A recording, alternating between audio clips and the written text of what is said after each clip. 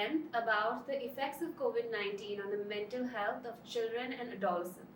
While there is no denying that these young minds have suffered dearly during the pandemic, COVID-19 has been equally challenging for teachers as they've been pulled out of their classroom and forced to solely rely on technology to teach students, whose reactions they no longer can observe closely or gauge in real time.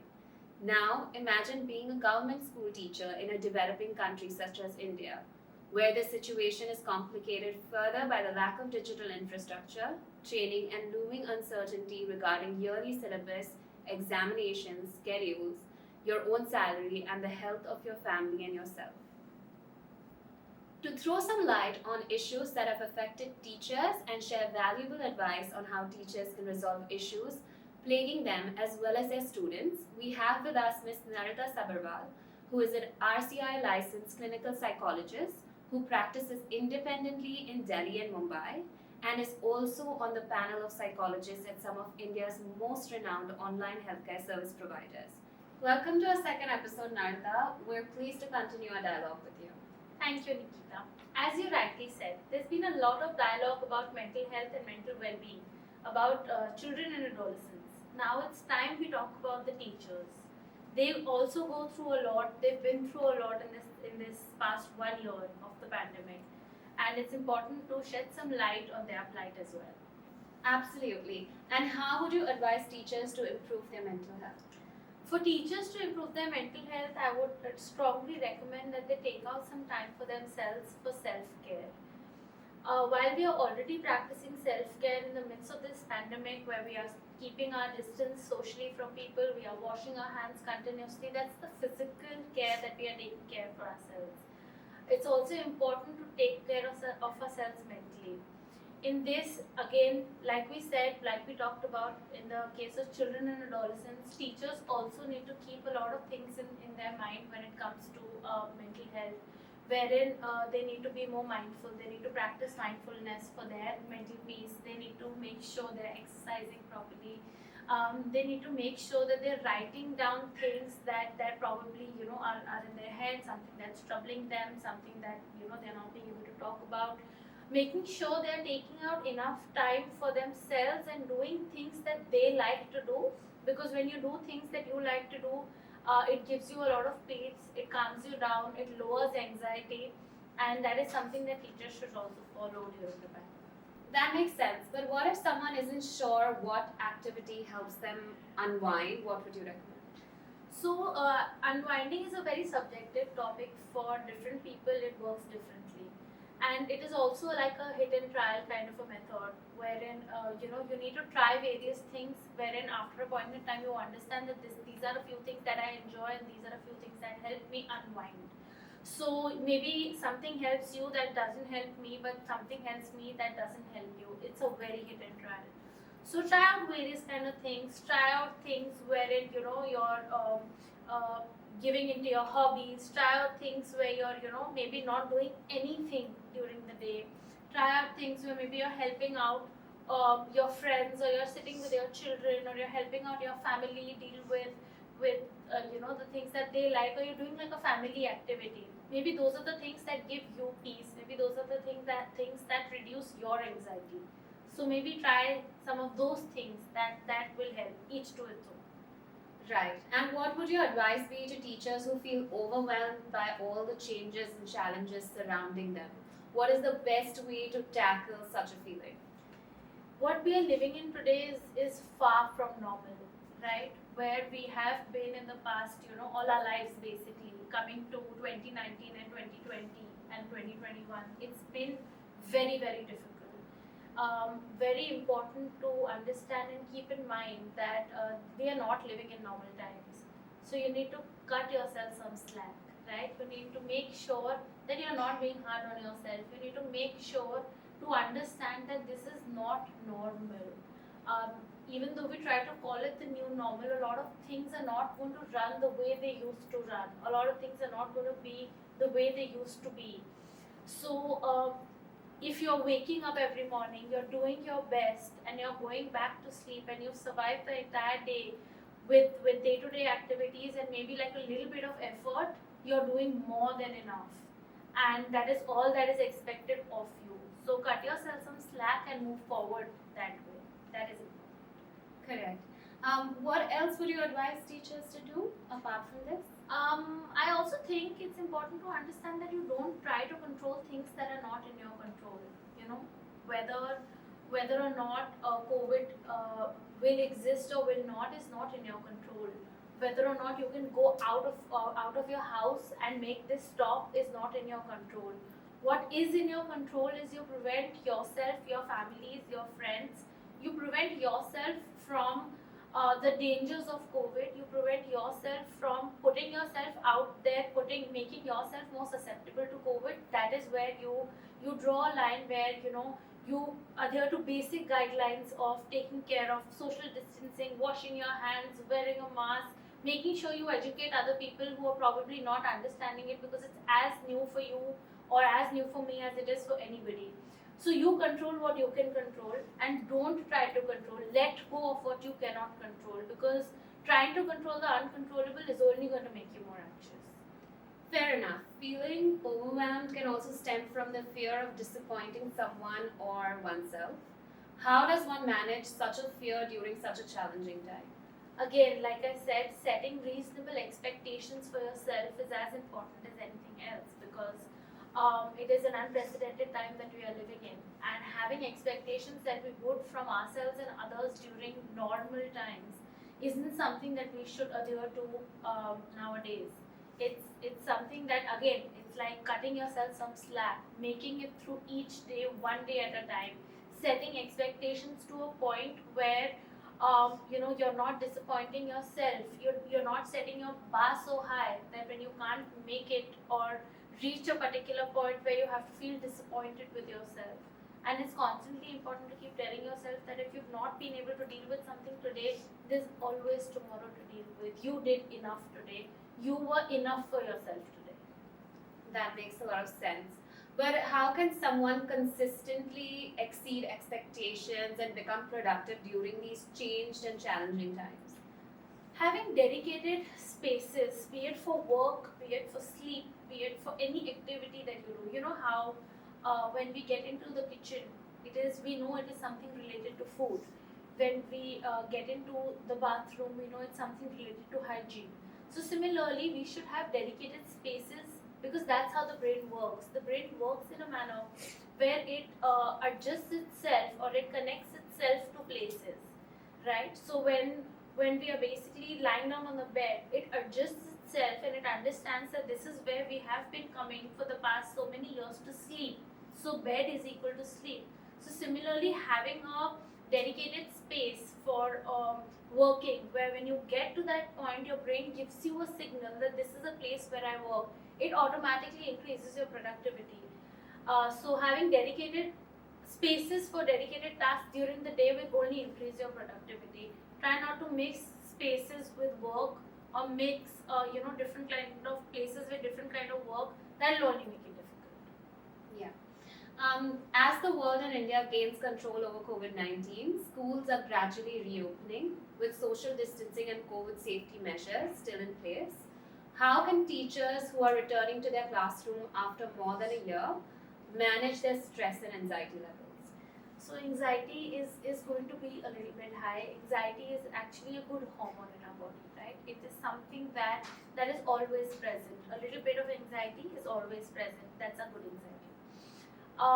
There are times when we get into situations like this one, where teachers are going to go back into their class. This has never happened before. It is something that is different. It is something that is bound to increase anxiety in us.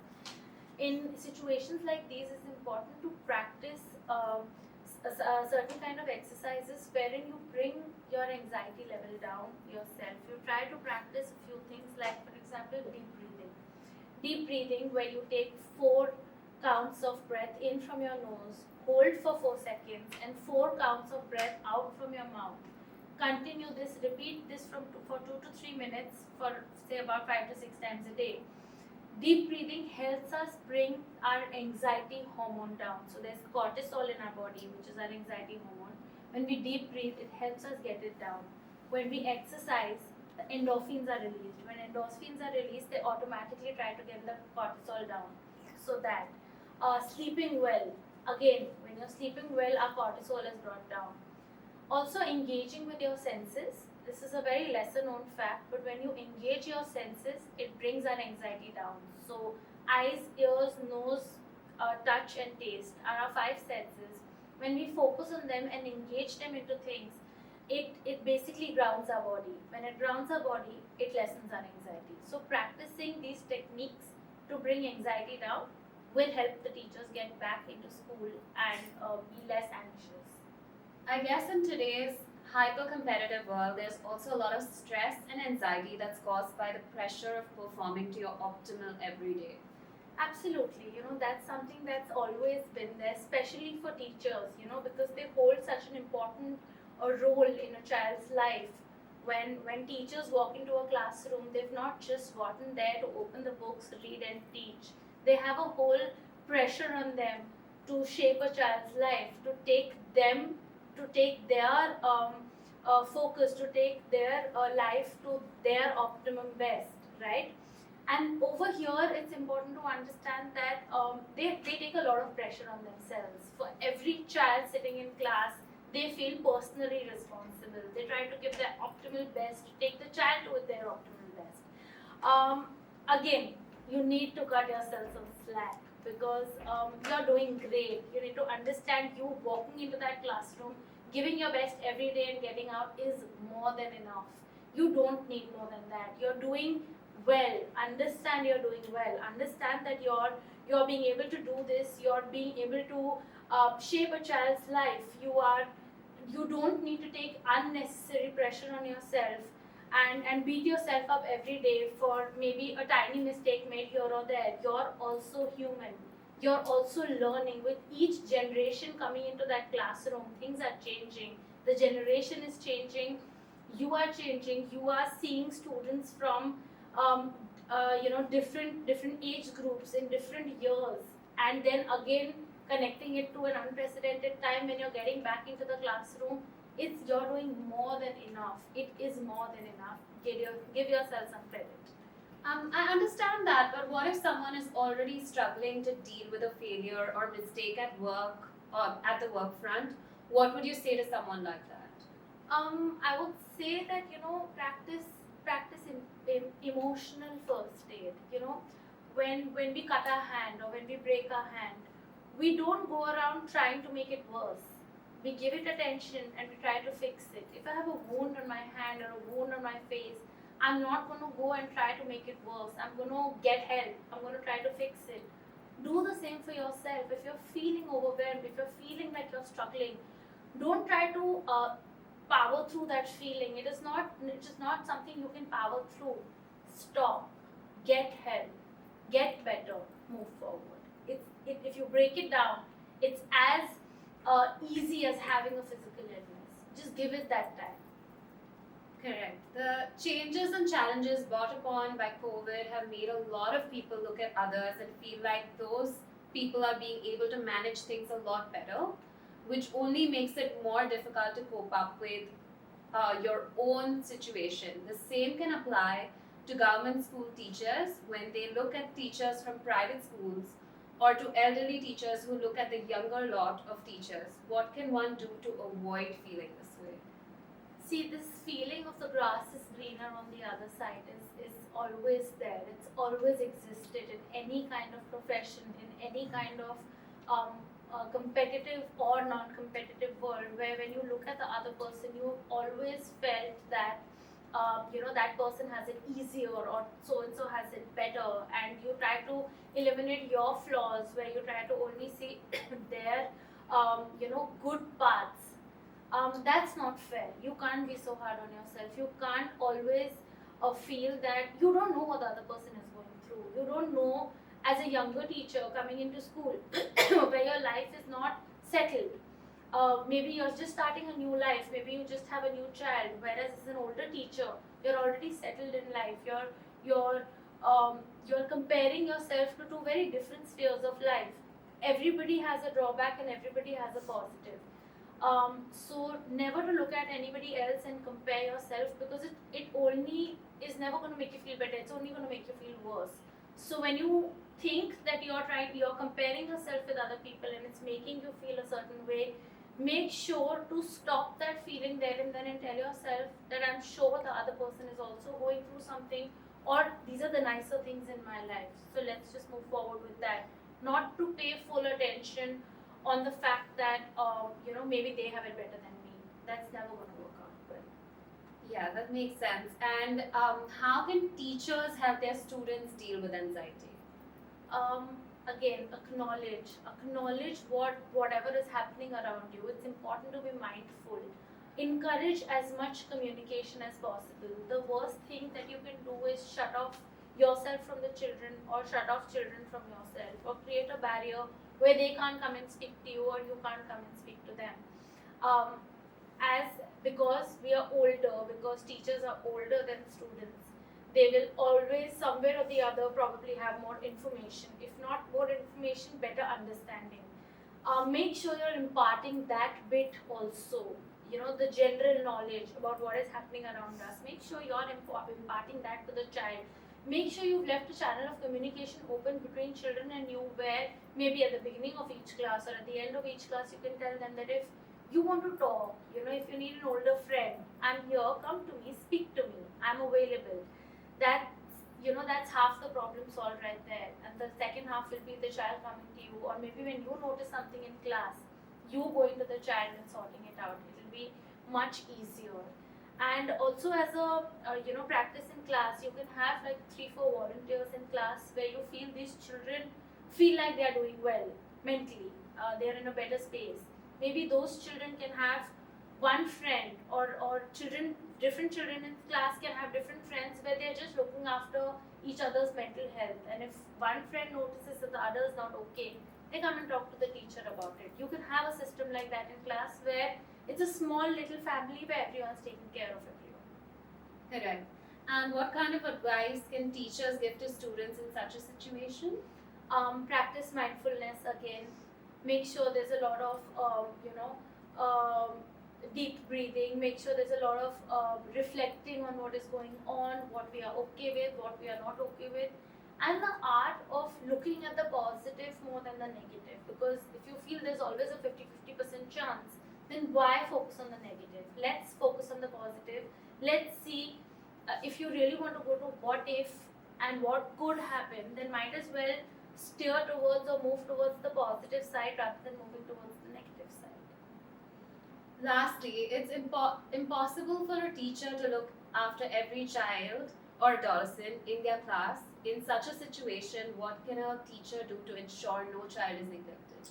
Like we spoke about this like 2 questions back. Let the children look out for each other. Make a team in the class. Make sure everyone's looking out for everyone. Everyone's working together as a family. A student who's doing better, if they recognize that the other person isn't doing better, maybe reporting that to the teacher, or speaking amongst themselves so that that person can help that student get help from the teacher.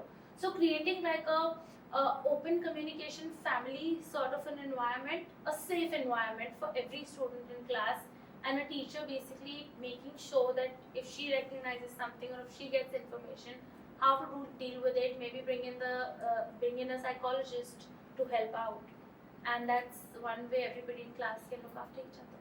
Certainly, I guess working together is the only way to move forward from all the changes and challenges that have been brought on by COVID-19. Thank you so much for your valuable time and feedback, Mrs. Sabharwal. In the next session, we will be talking about the effects of COVID-19 on the mental health of parents, especially those parents who have had to deal with challenges and changes in their personal and professional life, whilst also assisting their children to cope up with challenges and changes in their own lives. Thank you.